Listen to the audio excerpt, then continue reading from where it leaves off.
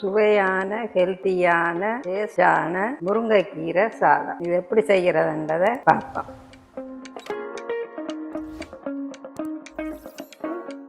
அனைவருக்கும் வணக்கம். இன்றைக்கு இந்த முருங்கைக்கீரையை வச்சு ஒரு சாதம் ஒன்று சரி கட்டுவோம். 2 கப் அரிசி எடுத்திருக்கிறேன்.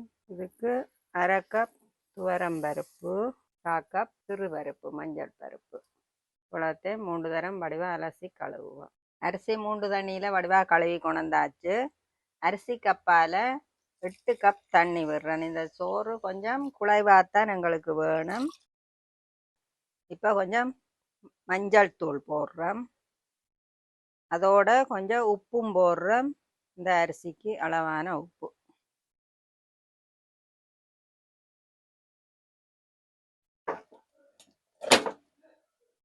இதை அப்படியே மூடிட்டு ஒரு காமணத்தியாலம் ஊற வைப்போம். இந்த அரிசி கொஞ்சம் ஊறிட்டுதுண்டா நல்ல சோறு அவிகிறதுக்கு நல்ல காமணத்தியாலம் ஊறிட்டுது. இப்போ நாங்கள் ஸ்டவ்வில் வச்சு ஒன் பண்ணிட்டோம். இப்போ ஒரு 3 விசில் விடுவோம். விட்டுட்டு பிறகு சிம்மில் விடணும். இப்போ ஒரு 3 விசில் வர மட்டும் விடுவோம்.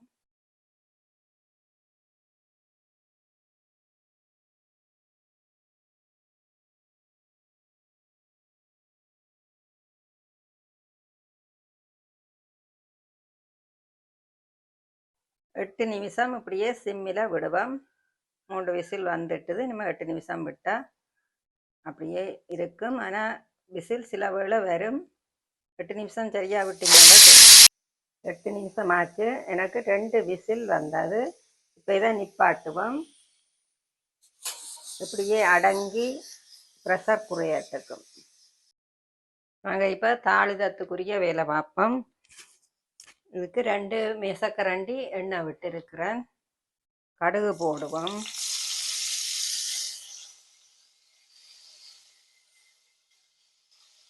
உளுத்தம்பருப்பு,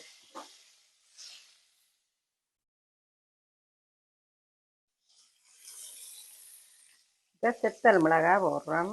ஒரு 4 செத்தல் மிளகாய்.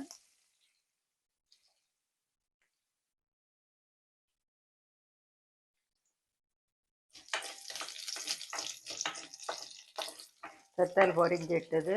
கன நேரம் விட வேண்டாம். செத்தல் போட்டுட்டு 2 பெரிய வெங்காயம் சின்னதாக வெட்டி வச்சிருக்கிறேன். அதை போடுறேன். வதங்கட்டுக்கும். எண்ணெய் 2 மேசக்கரண்டி தான் விட்டது. நாங்கள் எண்ணெய் கொஞ்சம் பாதிக்கிற குறைவு. நீங்கள் இன்னொரு மேசக்கரண்டி விட்டாலே நல்லா. வெங்காயம் வதங்கி கொண்டு வந்துட்டுது. இதோட ஒரு 10 பல்லு பூண்டு சேர்க்கிறேன். இந்த சாதம் வதக்காமல் செய்யலாம். ஆனால் வதக்கி செய்யக்க பிரம்பான ஒரு டேஸ்டாக இருக்கும். மற்றது இதுன்ற உரைப்பு இந்த செத்தல் மிளகாய் தான். நாங்கள் வேறு இதுக்கு ஒரு உரைப்பும் சேர்க்கையில் இந்த செத்தல் மிளகாய் தான் அது இந்த காரம். வெங்காயம் வதங்கி வந்துட்டுது. இதோட இப்போ 2 தக்காளி பழம் சின்னதாக வெட்டினது அதையும் சேர்க்கிறோம்.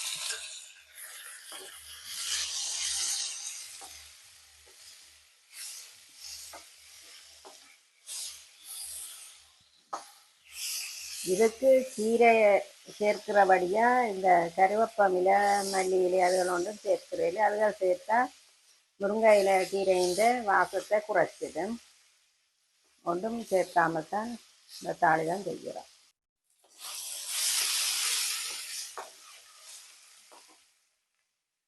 இதுக்கு தேவையான உப்பு போடுறோம். சோத்துக்கு உப்பு போட்ட வழியாக இதுக்கு அளவான உப்பு போட்டிங்கன்னா சரி. மற்றது பெருங்காயத்தூள் 2 சிட்டிகை. இதுவும் ஒரு வாசமாக இருக்கும்.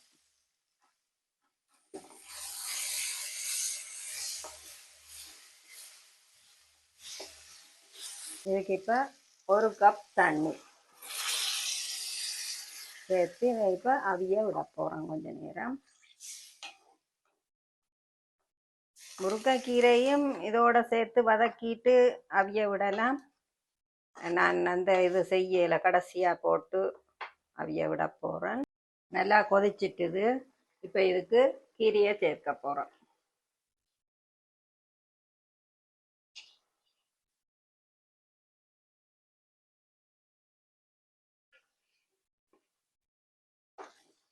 கீரையை சேர்த்து ஒரு 3 நிமிஷம் அவிய விட்டீங்கன்னா காணும். தாளிதம் சரி. இப்போ நாங்கள் சாதம் எப்படி இருக்குன்னு பார்ப்போம். அடங்கிட்டுது. திறந்து பார்ப்போம் அப்படின்னு.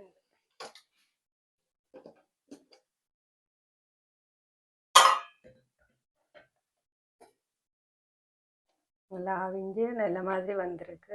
நல்லா குழஞ்சு பொங்கல் இது மாதிரி இல்லை, இதான் வந்து அடிப்பிடிக்கவும் இல்லை, சரியான பதம். இப்போ இதுக்கு தாளித்த இதை விட போகிறோம்.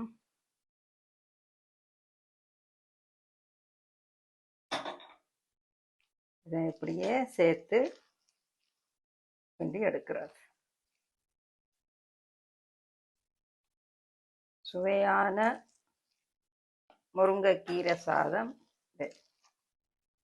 இது கிழமையிலே ஒரு நாளை கண்டாலும் செய்வீங்கண்டா நல்லா. சாப்பிட்ட உடனே திரும்பவும் சாப்பிட சொல்லித்தான் அப்படி டேஸ்டாக இருக்கும். இதுக்கு கொஞ்சம் ஒரு அரைக்கரண்டி நெய் சேர்த்திங்கண்டா இன்னும் கொஞ்சம் டேஸ்ட்டை கூட்டும், மெருகூட்டும். இதுக்கு சைட்டுக்கு நீங்கள் வேணுமெண்டா ஏதாவது வச்சு சாப்பிடலாம். இப்படியே சாப்பிட்டாலும் நல்லா தான் இருக்கும். நல்லா கிடக்கு. இதுவே சாப்பிடணும் போல கிடக்கு. நீங்களும் செய்து சாப்பிட்டு பாருங்க. வாழ்க வளமுடன். நன்றி, வணக்கம்.